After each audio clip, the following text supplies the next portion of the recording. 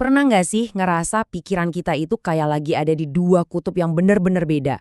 Kadang rasanya rame banget ya kan, penuh sama pikiran, suara-suara di kepala yang nggak ada hentinya. Tapi di lain waktu, malah sebaliknya. Sepi banget, buntu, kayak kita terjebak di cerita kita sendiri. Nah, kali ini kita coba bedah bareng-bareng. Coba deh rasain. Pernah kan ada di posisi di mana kepala itu rasanya kayak jalanan pas jam pulang kerja? Macet total, semua pikiran numpuk, klakson sana-sini. Atau justru kebalikannya, rasanya kayak ada di ruangan kosong yang bergema. Bikin kita ngerasa mandek, nggak bisa kemana-mana, sendirian. Kalau kamu pernah ngerasain ini, tenang aja, kamu nggak sendirian kok. Nah, buat ngatasin pikiran yang macet atau malah kosong melompong ini, sebenarnya kita butuh dua alat psikologis yang kuat banget. Anggap aja gini, yang satu itu cermin buat kita ngelihat ke dalam diri, satunya lagi jendela buat kita ngelihat keluar dan nyambung lagi sama dunia. Yuk kita lihat satu-satu. Oke, kita ambil alat pertama kita dulu ya. Kita bakal mulai dengan cermin. Sebuah cara buat benar-benar menatap ke dalam diri kita, yaitu lewat menulis jurnal. Menulis jurnal itu cermin kita. Dan ini penting nih, ini bukan cuma sekedar nulis diari biasa loh, ini tuh proses yang aktif.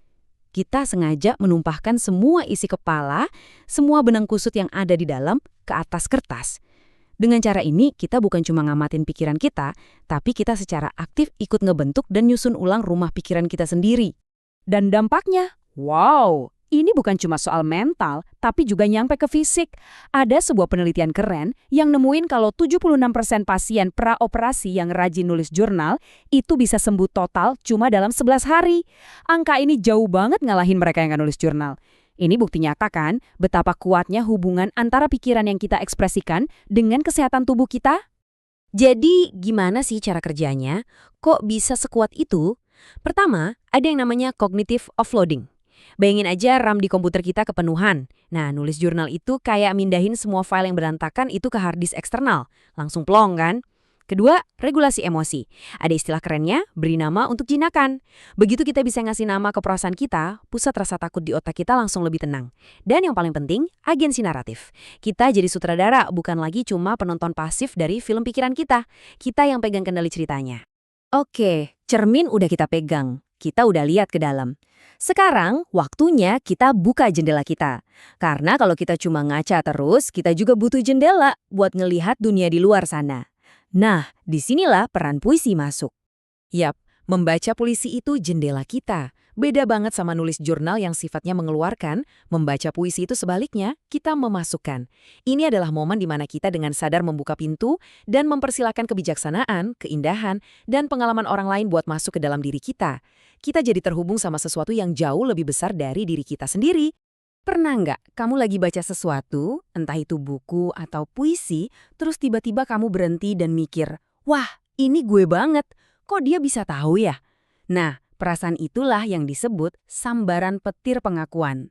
Puisi itu punya kekuatan ajaib buat ngasih kata-kata pada perasaan kita yang paling dalam, dan dalam sekejap, perasaan bahwa kita sendirian ngalamin itu langsung hancur. Sensasi kuat ini bahkan ada istilah ilmiahnya loh, aesthetic chills. Itu loh perasaan merinding pas kita dengerin lagu favorit kita, atau pas kita terpana ngeliat matahari terbenam yang, wow, indah banget. Itu adalah respon fisik tubuh kita terhadap keindahan yang langsung mengaktifkan sirkuit hadiah di otak kita. Manfaatnya nggak berhenti di situ. Irama dalam puisi, pas kita baca, itu bisa menenangkan sistem saraf kita secara fisik. Puisi juga nambahin kamus emosional kita, ngasih kita kata-kata baru buat perasaan yang rumit. Dan dari sisi otak, puisi itu keren banget karena bisa bikin otak kanan dan kiri kita kerja barengan, logika dan emosi jadi satu. Ketenangan fisik, emosi yang lebih kaya, dan otak yang seimbang. Semua itu dari selembar puisi. Oke, jadi kita punya dua alat yang super canggih, cermin dan jendela. Tapi, tunggu dulu. Ada jebakannya. Apa yang terjadi kalau kita cuma pakai salah satu aja? Nah, disinilah letak bahayanya. Kalau kita cuma pakai cermin, cuma nulis jurnal terus-terusan, kita beresiko kejebak, kita kayak ada di ruangan yang isinya cermin semua, yang kita lihat cuma pantulan diri kita, dan pikiran negatif kita lagi dan lagi. Sebaliknya, kalau kita cuma pakai jendela, cuma baca puisi, kita bisa jadi penonton pasif. Kita cuma nempel di kaca, ngelihatin dunia luar yang indah, tapi kita ngerasa terpisah dan nggak bisa ikut merasakannya. Jadi solusinya apa dong? Solusinya itu bukan memilih, tapi menggabungkan kekuatan keduanya. Ini adalah cara kita membangun sebuah arsitektur batin yang kokoh di dalam, tapi juga selalu terbuka sama dunia di luar. Nih, ada cara praktisnya yang bisa langsung dicoba. Namanya jurnal puitis. Gampang banget. Pertama, pilih dan baca satu puisi yang kena di hati kamu. Kedua, identifikasi satu baris aja yang paling nonjok buat kamu. Ketiga, pakai baris itu sebagai pemicu, terus tulis bebas selama 5 menit. Nggak usah mikir, tulis aja. Terakhir, pas nulis, coba deh pakai kata-kata kayak aku sadar bahwa, atau ini terjadi karena. Ini cara simple buat nyambungin antara cermin dan jendela kamu. Latihan kecil yang bisa mengubah segalanya.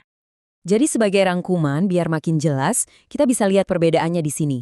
Jurnal, si cermin, itu arahnya ke dalam, tujuannya buat cari kejelasan dan beres-beres pikiran, cocok banget buat mutusin siklus overthinking. Sementara puisi, si jendela, arahnya keluar, tujuannya buat cari empati dan koneksi, ini pas banget buat bantu kita nemuin makna di tengah kesulitan. Beda, tapi saling butuh. Poin utamanya sebenarnya terangkum di sini. Jurnal itu ngajarin kita soal diri kita, pola pikir kita, kelemahan kita. Sedangkan puisi ngingetin kita kenapa semua itu penting dengan cara nyambungin cerita pribadi kita ke cerita besar umat manusia. Yang satu bikin kita kenal diri, yang satunya lagi bikin kita merasa berharga. Keduanya saling melengkapi dengan indah banget. Nah, sebagai penutup, saya mau tinggalin satu pertanyaan buat kamu. Malam ini, pas kamu punya waktu buat diri sendiri, coba deh tanya ke dalam diri, kira-kira jiwa saya lagi butuh apa ya? Apa saya perlu ngobrol sama cermin buat cari kejelasan? Atau saya justru perlu ngeliat keluar jendela buat merasa terhubung lagi? Jawabannya ada di tangan kamu.